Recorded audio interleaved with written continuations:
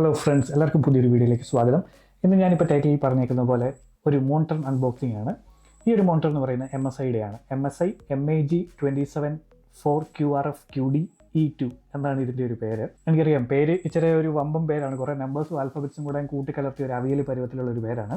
പക്ഷേ മോണിറ്റർ ഒരുവിധം നല്ല റിവ്യൂസ് ഉള്ള ഒരു മോണിറ്ററാണ്. ഞാൻ മെയിനായിട്ട് മോണിറ്റർ റിവ്യൂസ് കാണുന്ന 2 യൂട്യൂബ് ചാനലുണ്ട്. അതിൽ ഒരെണ്ണം എന്ന് പറയുന്നത് artings.com പിന്നെ വേറെന്ന് പറഞ്ഞാൽ മോണിറ്റേഴ്സ് അൺബോക്സിംഗ് ആണ്. അപ്പോൾ ഈ മോണിറ്റേഴ്സ് അൺബോക്സിലും ആർട്ടിങ്സും നല്ല റിവ്യൂ കൊടുക്കുന്ന മോണിറ്ററുകളിൽ ഒരു മുൻപന്തിയിൽ നിൽക്കുന്ന ഒരു മോണിറ്ററാണിത്. ഈ ഒരു മോണിറ്റർ എന്ന് പറയുന്നത് ഇത് OLED മോണിറ്റർ അല്ല, IPS ഡിസ്പ്ലേ ആണ്. അപ്പോൾ OLED മോണിറ്റേഴ്സ് ഇപ്പോഴും ഇന്ത്യയിൽ നല്ല വിലയിലാണ്. എനിക്ക് തോന്നുന്നു ഒരു സ്റ്റാർട്ടിംഗ് എന്ന് പറയുന്നത് ഒരു 70,000-80,000 റുപ്പീസ് ആവും. എനിക്ക് ഒരു OLED മേടിക്കണമെന്ന് ഭയങ്കര ആഗ്രഹം ഉണ്ടായിരുന്നു. പക്ഷേ നമുക്ക് വീട്ടിൽ TV ഓൾറെഡി ഒരു OLED ഉണ്ട്. അപ്പോൾ അതുകൊണ്ട് OLEDന് വേണ്ടി വീണ്ടും അത്ര ഒരു പൈസ ഇൻവെസ്റ്റ് ചെയ്യാനായിട്ട് മനസ്സ് വന്നില്ല. അപ്പോൾ അതുകൊണ്ട് ഞാൻ ഒരു IPS ഡിസ്പ്ലേ ആണ് എടുത്തേക്കുന്നത്. ഇതിൽ 180 Hz റിഫ്രഷ് റേറ്റ് വരുന്നുണ്ട്, VRR ഉണ്ട്. ബാക്കി ഡീറ്റെയിൽസ് ഞാൻ പറയാം. നമുക്ക് ആദ്യമേ ഇതിൻ്റെ ഒരു അൺബോക്സിംഗ് കാണാം. അപ്പോൾ ഈ ഒരു അൺബോക്സിംഗിനായിട്ട് ഞാൻ 2 ക്യാമറ ആംഗിൾ സെറ്റ് ചെയ്തിട്ടുണ്ട്. അപ്പോൾ ഒരു ക്യാമറ ആംഗിൾ ഈ നിങ്ങൾ കാണുന്ന ഇതാണ്. രണ്ടാമത്തേന്ന് പറഞ്ഞാൽ മേളിൽ നിന്നുള്ള ഒരു ടോപ്പ് ഡൗൺ വ്യൂ ആണ്. ഇതാണ് ആ ഒരു വ്യൂ. ഈ ആംഗിൾ നിങ്ങൾക്ക് ഇഷ്ടപ്പെട്ടു എന്ന് ഞാൻ വിചാരിക്കുന്നു. അപ്പോൾ ഇത് നിങ്ങൾക്ക് ഇഷ്ടപ്പെട്ടു എന്നുണ്ടെങ്കിൽ നിങ്ങളത് കമൻറ്റിൽ രേഖപ്പെടുത്തുക. ഞാൻ വീണ്ടും ഇത്തരത്തിലുള്ള മാറ്റങ്ങൾ കൊണ്ടുവരാൻ ശ്രമിക്കുന്നതായിരിക്കും. അപ്പോൾ നമുക്ക് അൺബോക്സിംഗ് നോക്കാം. ഇതാണ് മോണിറ്റർ. നല്ല അടിപൊളി പാക്കേജിംഗ് ആണ്. ഇതാണ് ഇതിൻ്റെ ടോപ്പ് ഡൗൺ വ്യൂ. അപ്പോൾ നിങ്ങൾ കാണാൻ സാധിക്കുന്നുണ്ട്, ഇത് നല്ല അടിപൊളിയായിട്ടാണ് ഇവന്മാർ പാക്ക് ചെയ്തേക്കുന്നത്. അപ്പോൾ പൊതുവെ നമ്മളിപ്പോൾ ആമസോണിൽ നിന്ന് ഓർഡർ ചെയ്യുമ്പോഴത്തേക്കും ഒരുവിധം എക്സ്പെൻസീവ് ആയിട്ടുള്ള കൺസ്യൂമർ ഇലക്ട്രോണിക്സ് ഗുഡ്സ് എല്ലാം തന്നെ അവർ പിക്കപ്പിലാണ് കൊണ്ടുതരുന്നത്. അപ്പം ഇതും പിക്കപ്പിൽ കൊണ്ടുവന്ന് ഡെലിവറി ചെയ്തേക്കുന്നതാണ്. നല്ല അടിപൊളി പാക്കേജിംഗ് ആണ്. ഇത്ര നന്നായിട്ട് എനിക്കൊരു പാക്കേജിങ് ഈ അടുത്തൊന്നും കിട്ടിയിട്ടില്ല. പിന്നെ ഇത് പാക്കേജിങ് ചെയ്ത ആൾ നല്ലൊരു ആർട്ടിസ്റ്റിക് ആയിട്ടാണ് ചെയ്തത്. കണ്ടില്ലേ, സെലോ ടൈപ്പൊക്കെ നല്ല അടിപൊളിയായിട്ട് പുള്ളി ചെയ്തിട്ടുണ്ട്. ഇത് നമ്മളുടെ ജസ്റ്റ് ബേസിക് ഡീറ്റെയിൽസ്. ഇതിപ്പോൾ അടിപൊളി പാക്കേജിങ് ആയതുകൊണ്ട് വേറൊരു കുഴപ്പമുണ്ട്. എനിക്കിതിപ്പോൾ അൺബോക്സ് ചെയ്യാനായിട്ട് ഇച്ചിരി ബുദ്ധിമുട്ട് വരും. കാരണം ഒരുവിധം നോക്കി കണ്ട് ചെയ്തില്ലെന്നുണ്ടെങ്കിൽ ഒറിജിനൽ മോണിറ്ററിൻ്റെ പാക്കേജിൽ എന്തെങ്കിലും പ്രശ്നം വരും. അല്ലായിരുന്നുണ്ടായിരുന്നെങ്കിൽ നമുക്ക് ജസ്റ്റ് ചുമ്മാ കാളമ്പോളം ഇതങ്ങ് അൺബോക്സ് ചെയ്യാമായിരുന്നു. ഏതായാലും നമുക്ക് നോക്കാം.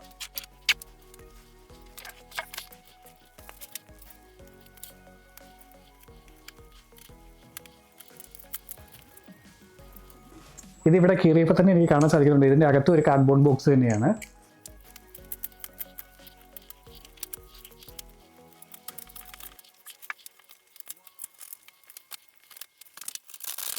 ഗൈസ്, ഇത് പാക്ക് ചെയ്തവൻ പുലിയാണെങ്കിൽ തുറക്കുന്നവൻ അതിലും വലിയ പുലിയാണ്.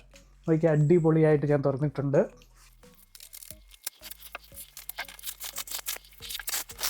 ഗൈസ്, ഏതായാലും ഇത് പാക്ക് ചെയ്തവൻ എങ്ങാനും ഈ വീഡിയോ കാണുവാണെങ്കിൽ അവൻ ഭയങ്കരമായിട്ട് ഹാപ്പി ആവും. കാരണം ഒന്നുമില്ലെങ്കിൽ അവൻ ചെയ്ത് വെച്ചേക്കുന്നത് ഞാൻ അതേപടി തന്നെ ഒരു കേടും കൂടാതെ അൺപാക്ക് ചെയ്തിട്ടുണ്ട്. അപ്പോൾ ഗൈസ്, ഇതാണ് ബോക്സിൻ്റെ ടോപ്പ് വ്യൂ എന്ന് പറയുന്നത്. നമുക്ക് കാണാം, ഇവിടെ ഒരു സീലുണ്ട്. 27 inch 69 centimetre WQHD resolution. 2560x1440p ആണ്. പിന്നെ MSIയുടെ സിമ്പിളുണ്ട്. ഇതൊരു ഡ്രാഗണിൻ്റെ സിമ്പിളാണ്. പിന്നെ ഇതാണ് മോണിറ്ററിൻ്റെ ഒരു ബ്ലൂ പ്രിൻ്റ് പോലെ കൊടുത്തിട്ടുണ്ട്. ഇത് ബ്ലൂ പ്രിൻ്റ് അല്ല, എന്താണ് പ്രിൻ്റ്, ആ പ്രിൻ്റ് ഇതിൽ കൊടുത്തിട്ടുണ്ട്.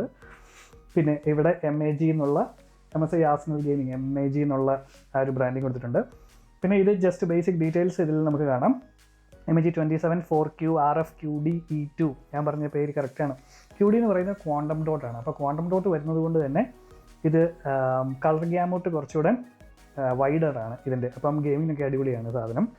പിന്നെ ക്വാണ്ടം ഡോട്ടുണ്ട്, റാപ്പിഡ് IPS ഉണ്ട്, 180 Hz ഹൈ റിഫ്രഷ് റേറ്റ് ഉണ്ട്. എൻ്റെ TV 144 ആണ് മാക്സിമം സപ്പോർട്ട് ചെയ്യുന്നത്. ഇതിപ്പം അതിലും കുറച്ചുകൂടെ റിഫ്രഷ് റേറ്റ് കിട്ടും.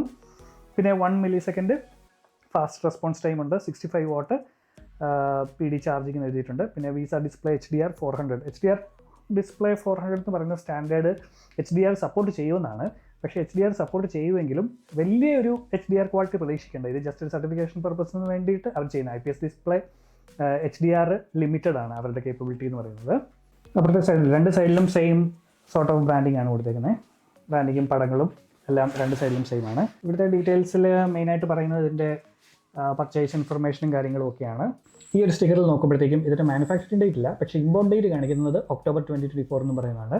അതായത് എനിക്ക് നവംബറിൽ സാധനം കിട്ടി. അപ്പം കൃത്യം 1 മാസം മുന്നേ ഇമ്പോർട്ട് ചെയ്ത സാധനമാണ് കിട്ടിയിരിക്കുന്നത്. അപ്പം ഏകദേശം പുത്തനാണ് എന്ന് പ്രതീക്ഷിക്കുന്നു. ഞാൻ ഇതിൽ നോക്കിയിട്ട് മാനുഫാക്ചറിംഗ് ഡേറ്റ് എനിക്ക് കാണാൻ സാധിച്ചിട്ടില്ല. അപ്പം ഇമ്പോർട്ട് ഡേറ്റ് ഒക്ടോബർ ആയതുകൊണ്ട് മാനുഫാക്ചറിംഗും ഒരു പക്ഷേ നല്ല അടുത്തായിരിക്കും. പിന്നെ ഇത് മെയ്ഡ് ഇൻ ചൈനയാണ്. പിന്നെ ഇതിൻ്റെ പവർ ഡ്രോ കാര്യങ്ങളൊക്കെ കുറച്ച് ഇൻഫർമേഷൻ ഇവിടെ കൊടുത്തിട്ടുണ്ട്. പിന്നെ ഇപ്പുറത്തെ സൈഡ് നോക്കുകയാണെന്നുണ്ടെങ്കിൽ ഇവിടെ കുറച്ച് എനർജി റേറ്റിംഗ് കാര്യങ്ങൾ അതെല്ലാം കൊടുത്തേക്കുന്നത്. നമുക്ക് ബോക്സിൻ്റെ സീല് പൊട്ടിക്കാം.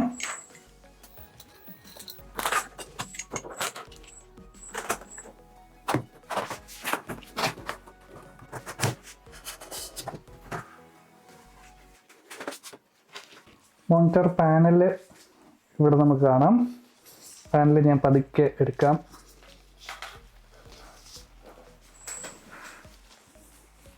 ഒരുവിധം അത്യാവശ്യം വെയിറ്റ് ഉണ്ട് മോണിറ്ററിന്.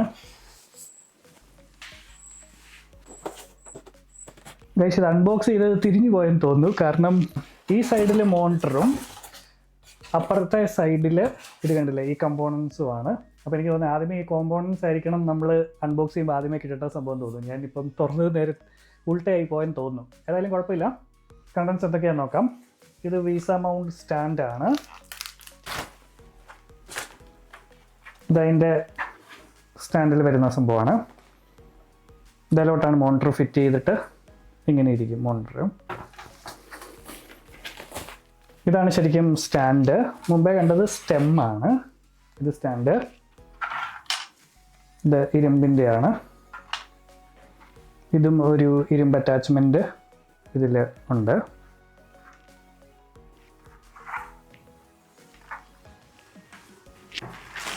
ഇത് വയറാണ്. 2 പവർ കേബിളാണെന്ന് തോന്നുന്നു.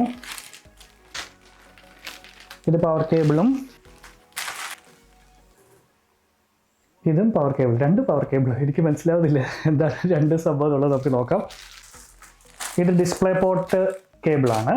അതിൻ്റെ ആവശ്യം വരുന്നില്ല. നമ്മളിപ്പോൾ PlayStation 5 കണക്ട് ചെയ്യാൻ വേണ്ടി ഡിസ്പ്ലേ പോർട്ടിൻ്റെ ആവശ്യമില്ല. നമ്മൾ HDMI-യിലാണ് കണക്ട് ചെയ്യുന്നത്. പിന്നെ ഇത് HDMI കേബിൾ തന്നിട്ടുണ്ട്. ഇതിപ്പോൾ നമുക്ക് PlayStation 5-ൻ്റെ തന്നെ ഓൾറെഡി HDMI കേബിൾ ഉള്ളതുകൊണ്ട് ഞാൻ ഇതും എടുക്കുന്നില്ല. ഇത് ഇതിൻ്റെ പവർ അഡാപ്റ്ററാണ്. ഇത് ക്വിക്ക് സ്റ്റാർട്ട് ഗൈഡാണ്. ഒരു കണക്ട് ചെയ്യേണ്ട സ്ക്രൂസാണ്. വീണ്ടും സ്ക്രൂസ്. എനർജി റേറ്റിങ്ങിൻ്റെ സ്റ്റിക്കറാണ്. ഇത് അതിൽ ഒട്ടിക്കാനെന്ന് തോന്നുന്നു ചുമ്മാ. പിന്നെ കുറച്ച് റെഗുലേറ്ററി നോട്ട്സും. ഇത് ഇനീഷ്യൽ സെറ്റപ്പിനായിട്ടുള്ള ബുക്ക്ലെറ്റാണ്. ഇതിൽ എങ്ങനെയാണ് സ്റ്റാൻഡ് മൗണ്ട് ചെയ്യുന്നതെന്നുള്ളത് ഇതിൽ കാണിച്ചിട്ടുണ്ട്. ഗൈസ് അപ്പോൾ നമ്മൾ ഇങ്ങോട്ടായിരുന്നു തുറന്നത്. ശരി, ഇതിങ്ങനെ വെച്ചിട്ട് മേലോട്ട് തുറക്കണമായിരുന്നു. അപ്പോൾ ഈ പറഞ്ഞ പോലെ ആദ്യമേ നമുക്ക് വയറ് സാധനങ്ങൾ കിട്ടും. പിന്നെ അതിൻ്റെ താഴെ മോണിറ്റർ അങ്ങനെ കിട്ടും. ഗൈസ് അപ്പോൾ നമ്മൾ അൺബോക്സ് ചെയ്തു. ഇനി നമുക്ക് ആ സ്റ്റാൻഡിലോട്ട് മോണിറ്റർ ഒന്ന് വെച്ച് നോക്കാം.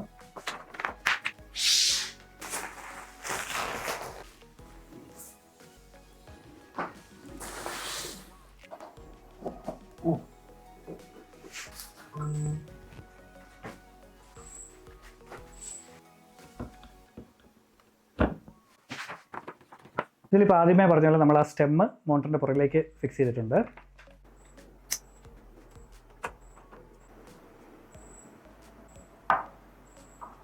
ഇതിന് താഴെ ഒരു സ്ക്രൂ ഉണ്ട്. ആ സ്ക്രൂ ടൈറ്റ് ചെയ്യാൻ പറഞ്ഞിട്ടുണ്ട് ലോക്ക് ചെയ്യാനായിട്ട്. ആ സ്ക്രൂ ടൈറ്റ് ചെയ്തുകൊണ്ടാണ് ഇപ്പോൾ നിങ്ങൾ കാണാം ഇതിങ്ങോട്ട് ഊരി വരുന്നില്ല. ഓക്കെ, ബേസ് അവിടെ ഫിക്സായി. മേശയിൽ ഫിക്സ് ചെയ്തു ഗൈസ്. ഇതാണ് 27 ഇഞ്ചാണ് നമ്മൾ മേടിച്ചേക്കുന്നത്. അപ്പോൾ 27 ഇഞ്ച് ഇത് ഏകദേശം ഇത്രയും സൈസ് വരും ഗൈസ്. എനിക്ക് തോന്നുന്നത് ഇത് നമ്മൾ സാധാരണ ഓഫീസിലൊക്കെ കാണുന്ന മോണിറ്റേഴ്സ് എന്ന് പറയുന്നത് എനിക്ക് തോന്നുന്നു ഏകദേശം 24 ഇഞ്ചാണെന്ന് തോന്നുന്നു. ആ ഒരു മോണിറ്റേഴ്സ് വെച്ചിട്ട് നോക്കുമ്പോഴത്തേക്കും ഇതിന് കുറച്ചുകൂടി ഒരു വലിപ്പം കൂടുതലുണ്ട്. ഒരു വീതി കൂടുതലാണ് കുറച്ചുകൂടി ഉള്ളത്. അപ്പോൾ എനിക്ക് തോന്നുന്നു ഇത് 27 ഇഞ്ച് എന്ന് പറഞ്ഞാൽ 24 ഇഞ്ചിലും കുറച്ചുകൂടെ കൂടുതൽ. അതായത് നിങ്ങൾ ഓഫീസിലൊക്കെ ഇരുന്ന് കാണുന്ന മോണിറ്റേഴ്സിലും കുറച്ചുകൂടി വലിപ്പം കൂടുതലെന്ന് വിചാരിച്ചാൽ മതി. അപ്പോൾ നമ്മൾ അടുത്തിരുന്ന് ഗെയിം ചെയ്യുന്നതുകൊണ്ട് ഇത് എനിക്ക് തോന്നുന്നു ഒരുവിധം നല്ലൊരു പ്രോപ്പർ സൈസാണെന്ന് എനിക്ക് തോന്നുന്നു. ഇത് നിങ്ങൾക്ക് കാണാം ടിൽറ്റ് ഓപ്ഷൻ ഉണ്ട്. ഇത്രയും മുന്നോട്ട് ടിൽറ്റ് ചെയ്യും, പുറകിലോട്ട് ഇത്രയും ടിൽറ്റ് ചെയ്യും. പിന്നെ സൈഡ് വൈസ് ഇത് സ്റ്റാൻഡ് അനങ്ങുന്നില്ല. സ്റ്റാൻഡ് ഡെസ്കിൽ തന്നെ ഫിക്സ്ഡ് ആണ്. സൈഡ് വൈസ് ഇത്രയും തിരിയും. അപ്പോൾ ഗൈസ് നിങ്ങൾ ആരെങ്കിലും ഒരു സെക്കൻഡ് ഡിസ്പ്ലേ എന്ന രീതിയിൽ ഈ മോണിറ്റർ മേടിക്കാൻ ഉദ്ദേശിക്കുന്നുണ്ടെങ്കിൽ അതും നല്ലതായിരിക്കും. ഇത് വെർട്ടിക്കലായിട്ട് നമുക്ക് അലൈൻ ചെയ്യാനായിട്ട് പറ്റും. ഈ ഒരു മോണിറ്റർ ഫുള്ള് 90 ഡിഗ്രി ടേൺ ചെയ്യാൻ പറ്റും. ഒരു സെക്കൻഡറി മോണിറ്ററായിട്ട് യൂസ് ചെയ്യാനും ഇത് നല്ലൊരു ഓപ്ഷനാണ്. പിന്നെ ഇതിന് വെർട്ടിക്കൽ ട്രാവലും ഉണ്ട്.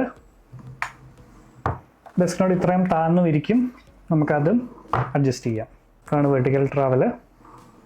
ഇനി നമുക്ക് മോണിറ്റർ കണക്ട് ചെയ്ത് നോക്കാം. ഞാൻ വെർട്ടിക്കൽ അലൈൻമെൻറ്റ് കീപ്പ് ചെയ്തേക്കുവാണ്. അൺബോക്സിങ്ങിൽ പറഞ്ഞതുപോലെ തന്നെ നമുക്ക് 2 പവർ കേബിൾ കിട്ടുന്നുണ്ട്. അപ്പം ഞാൻ നോക്കിയപ്പോഴത്തേക്കും ഇതിൽ ആകെ കാണാൻ പറ്റുന്ന വ്യത്യാസം എന്ന് പറഞ്ഞാൽ ഒരെണ്ണം 3 പിന്നാണ്, മറ്റേത് 2 പിന്നുമാണ്. അപ്പം ഈ ഒരു 2 പിൻ ഞാൻ നോക്കിയപ്പം അതിൽ ISI മാർക്കില്ല. അതേസമയം 3 പിന്നിൽ ISI മാർക്കുണ്ട്. പിന്നെ ഞാൻ നെറ്റിലൊക്കെ നോക്കിയപ്പോഴത്തേക്കും 3 പിൻ കണക്ട് ചെയ്യുന്നതായിരിക്കും ബെറ്റർ എന്ന് പറഞ്ഞു ഇന്ത്യൻ സ്റ്റാൻഡേർഡ്സിന്. അപ്പം ഞാൻ ആ ഒരു ISI മാർക്കും കൂടെ ഉള്ളതുകൊണ്ട് ഞാൻ 3 പിൻ തന്നെ കണക്ട് ചെയ്യാൻ വേണ്ടിയിട്ട് പോവാണ്. അഡാപ്റ്ററിൻ്റെ പിന്നെന്ന് പറയുന്നത് ഇതാണ്. ആ ഒരു പിന്നിലേക്കാണ് നമ്മൾ ഇത് കണക്ട് ചെയ്യാനായിട്ട് പോകുന്നത്. ഇവിടെ മാർക്കിങ്സ് കൊടുത്തിട്ടുണ്ട്. ഇതിപ്പം വീഡിയോയിൽ എത്രത്തോളം വ്യക്തമാണെന്ന് എനിക്ക് മനസ്സിലാവുന്നില്ല, പക്ഷേ ഈ ഒരു മാർക്കിങ്സ് കൊടുത്തിട്ടുണ്ട്. അപ്പം ഇവിടെ പവർ കേബിൾ എവിടെയാണ് കുത്തേണ്ടത്, അല്ലെങ്കിൽ HDMI എങ്ങോട്ടാണ് കുത്തേണ്ടത് എന്നുള്ളത് കറക്റ്റ് മാർക്കിംഗ് കൊടുത്തിട്ടുണ്ട്.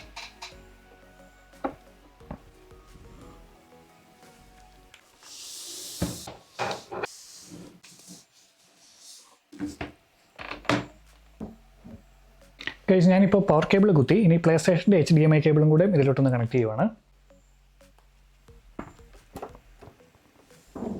പ്ലേ സ്റ്റേഷൻ്റെ HDMI കേബിളും കണക്ട് ചെയ്തു, മോണിറ്ററിനുള്ള പവർ കേബിളും കണക്ട് ചെയ്തിട്ടുണ്ട്. ഇനിയിപ്പോൾ നമുക്ക് ജസ്റ്റ് ഒന്ന് ഓൺ ചെയ്ത് നോക്കാം. ഇതിൻ്റെ പുറകിൽ ഒരു റെഡ് ബട്ടൺ ഉണ്ട്. അപ്പം അതാണ് ഇതിൻ്റെ പവർ ഓൺ ഓഫ്. അപ്പം ഞാൻ ആ ഒരു ബട്ടൺ ക്ലിക്ക് ചെയ്യാൻ പോവുകയാണ്. ആദ്യമായിട്ട് മോണിറ്റർ ഓൺ ആവാനായിട്ട് പോവുകയാണ്.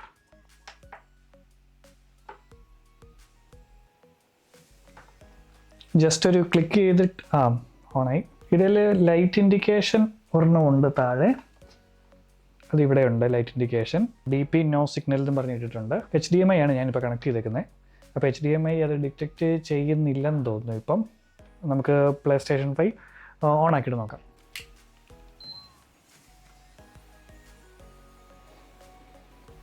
ഓക്കെ, അത് ഓട്ടോമാറ്റിക്കലി HDMIയിലോട്ട് സിഗ്നൽ എടുത്തിട്ടുണ്ട്. വേറൊരു കാര്യം കൂടെ എന്താണെന്ന് വെച്ചാൽ, നമ്മൾ ഒരു മോണിറ്റർ കിട്ടിക്കഴിയുമ്പോൾ നമ്മൾ ഡെഡ് പിക്സൽ ഉണ്ടോ എന്ന് ജസ്റ്റ് ഒന്ന് ട്രൈ ചെയ്യണമല്ല, ഡെഡ് പിക്സൽ ഉണ്ടോ എന്ന് നമ്മളൊന്ന് ചെക്ക് ചെയ്യണം. അപ്പം ഇതിപ്പം ഞാൻ സ്ക്രീനിൽ നോക്കിയിട്ട് എനിക്കൊന്നും കാഴ്ചയിലോട്ട് പെടുന്നില്ല. പക്ഷേ ഡെഡ് പിക്സൽ കണ്ടാൽ തന്നെ വളരെ മൈന്യൂട്ടായിട്ടുള്ളതാണ്. അപ്പം നമുക്കതൊരു വൈറ്റ് ബാക്ക്ഗ്രൗണ്ടിൽ ചെക്ക് ചെയ്യണം. ചുമ്മാ ഒരു വൈറ്റ് പടം ഉണ്ടെന്നുണ്ടെങ്കിൽ അതിൽ എന്തെങ്കിലും ബ്ലാക്ക് ഡോട്ടോ അങ്ങനെ ഉണ്ടെന്നുണ്ടെങ്കിൽ അത് ഡെഡ് പിക്സലാണെന്ന് നമുക്ക് ഉറപ്പ് വരുത്താം. അപ്പം നമ്മൾ റിവ്യൂസ് നോക്കുമ്പോൾ സാധാരണ കുറേ പേര് പറയുന്നതാണ് അവർക്ക് ഡെഡ് പിക്സൽ കിട്ടി എന്നുള്ള സംഭവം. 1-2 ഡെഡ് പിക്സൽ ആണെന്നുണ്ടെങ്കിൽ വലിയ കുഴപ്പമില്ല, അത് നെഗ്ലിജിബിളാണ്. കാരണം കുറേ പിക്സൽസാണ് ഇതിൽ ഫോം ചെയ്തേക്കുന്നത്. അപ്പോൾ അതിൽ 1-2 അവിടെ ഇവിടെ വലിയൊരു തരി പോലെയേ ഉള്ളൂ. അത് ഭയങ്കരമായിട്ട് നമ്മൾ മാഗ്നിഫൈ ചെയ്താലേ കാണത്തുള്ളൂ. പക്ഷേ കുറച്ചധികം ഡെഡ് പിക്സൽസ് ഉണ്ടെങ്കിൽ നമുക്ക് മോണിറ്റർ എക്സ്ചേഞ്ച് ചെയ്ത് മേടിക്കാൻ സാധിക്കുന്നതാണ്. അപ്പോൾ ജസ്റ്റ് ഡിസ്പ്ലേ ഏരിയ സംഭവം എല്ലാം കൂടി ഒന്ന് അഡ്ജസ്റ്റ് ചെയ്യാൻ പറയുന്നതാണിത്. ഇത് HDR ബ്രൈറ്റ്നസിൻ്റെ സ്ക്രീനാണ്. ഇതിപ്പം HDR വലുതായിട്ട് സപ്പോർട്ട് ചെയ്തില്ല.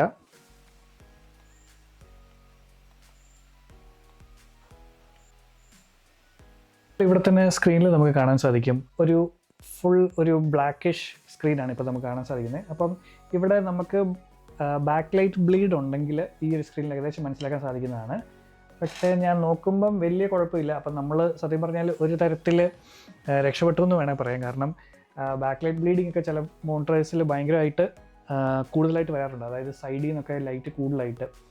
ഓക്കെ, അത് കുറച്ച് യൂസ് ചെയ്ത് കഴിയുമ്പോഴത്തേക്ക് എനിക്കത് മനസ്സിലാവുള്ളൂ. ഇപ്പം ഏതായാലും ആദ്യത്തെ ഒരു നോട്ടത്തിൽ ബാക്ക് ലൈറ്റ് ബ്ലീഡിങ് വലിയതായിട്ട് വ്യക്തമാകുന്നില്ല. ഇതിപ്പം നിങ്ങൾ വീഡിയോയിൽ കാണുമ്പോഴത്തേക്കും ഭയങ്കര ബ്രൈറ്റ് ആയിട്ടായിരിക്കും ഡിസ്പ്ലേ കാണുന്നത്. അത് ക്യാമറ കണ്ണുകളൊക്കെയാണ്. പക്ഷേ നേരിട്ട് കാണുമ്പം എനിക്ക് പ്രശ്നമൊന്നും തോന്നുന്നില്ല കേട്ടോ. നല്ല സൂപ്പർ ബ്രൈറ്റ് ആണ്, നല്ല അടിപൊളി കളറാണ്.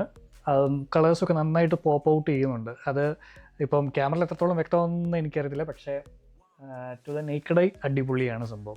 ക്യാമറയിൽ ഇത് ഭയങ്കര ബ്രൈറ്റ് ആണെന്നറിയാം. കളേഴ്സ് ഭയങ്കര അടിപൊളിയായിട്ടുണ്ട് കേട്ടോ. പിന്നെ റിഫ്രഷ് റേറ്റ് ശരിക്കും ഫീൽ ചെയ്യാം. അപ്പോൾ ഗൈസ്, ഞാൻ മോണിറ്ററിൻ്റെ സെറ്റിങ്സും കൂടെ ഞാൻ കാണിച്ചു തരാം. ഇപ്പം ഞാൻ പറഞ്ഞതുപോലെ പവർ ബട്ടണിൽ ക്ലിക്ക് ചെയ്യുമ്പോൾ തന്നെയാണ് മോണിറ്ററിൻ്റെ സെറ്റിങ്സ് വിൻഡോയും കൂടെ വരുന്നത്. അത് ഇവിടെയാണ്. ഇപ്പോൾ ഇതിൽ നമുക്ക് കുറേ സെറ്റിങ്സ് കാര്യങ്ങളെല്ലാം ചെയ്യാം. ഞാനിപ്പോൾ അതൊന്നും ചെയ്തിട്ടില്ല. കാരണം അതെല്ലാം കുറച്ചൊന്ന് റിസർച്ച് ചെയ്ത് നോക്കാതെ എനിക്ക് ഒറ്റയടിക്ക് എല്ലാം ചെയ്യാൻ പറ്റത്തില്ല. ഇപ്പോൾ ഇതിൽ തന്നെ നമുക്ക് റെസ്പോൺസ് ടൈം, റിഫ്രഷ് റേറ്റ്, പിന്നെ KVM സ്വിച്ച് വരുന്നുണ്ട്. അപ്പം നിങ്ങൾ ഗെയിമിംഗ് PC ബിൽഡൊക്കെ ചെയ്യുകയാണെന്നുണ്ടെങ്കിൽ KVM ഉള്ളൊരു മോണിറ്റർ എന്തായാലും മേടിക്കണം. അതായത് ഒരേ മൗസും കീബോർഡും ഉപയോഗിച്ച് നമുക്ക് ഒന്നിൽ കൂടുതൽ മോണിറ്ററിന് കൺട്രോൾ ചെയ്യാൻ പറ്റും. അപ്പോൾ അങ്ങനത്തെ കുറേ സെറ്റിങ്സ് കാര്യങ്ങളുണ്ട്. അപ്പോൾ എനിക്കിപ്പം ഡീറ്റെയിൽസ് കാണാൻ പറ്റുന്നുണ്ട്. 4K 60 ആയിട്ടാണ് ഇൻപുട്ട് ഇതിന് കിട്ടുന്നതെന്ന് പറയുന്നുണ്ട്. HDR ഓൺ ആണ്.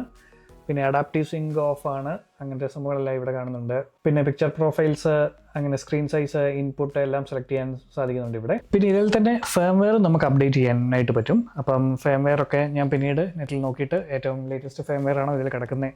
അപ്പോൾ ഫേംവെയർ അപ്ഡേറ്റ് ചെയ്യുമ്പോൾ തന്നെ നമുക്ക് പ്രോപ്പർ ഒരു കാലിബ്രേഷൻ സെറ്റിങ്സും എല്ലാം ഡൗൺലോഡ് ചെയ്യാനായിട്ട് കിട്ടും. അതല്ലെന്നുണ്ടെങ്കിൽ നമ്മൾ ഇതിൽ വെച്ചിട്ട് തന്നെ നമ്മൾ കാലിബ്രേറ്റ് ചെയ്യേണ്ടി വരും. പക്ഷേ അതിലും ബെറ്റർ നമ്മളെപ്പോഴും ഫേംവെയർ അപ്ഡേറ്റിലൂടെ ഡീഫോൾട്ടായിട്ട് വരുന്ന കാലിബ്രേഷൻ സെറ്റിംഗ് ആണ് കുറച്ചുകൂടെ നല്ലത്. അപ്പം ഈ ഒരു വീഡിയോ നിങ്ങൾക്ക് ഇഷ്ടപ്പെട്ടു എന്ന് ഞാൻ വിചാരിക്കുന്നു. വീഡിയോ ഇഷ്ടപ്പെട്ടിട്ടുണ്ടെങ്കിൽ നിങ്ങൾ ലൈക്ക് ചെയ്യുക, ഷെയർ ചെയ്യുക, സബ്സ്ക്രൈബ് ചെയ്യുക. വീണ്ടും പുതിയൊരു വീഡിയോയുമായി കാണുന്നവരെ എല്ലാവർക്കും ബൈ.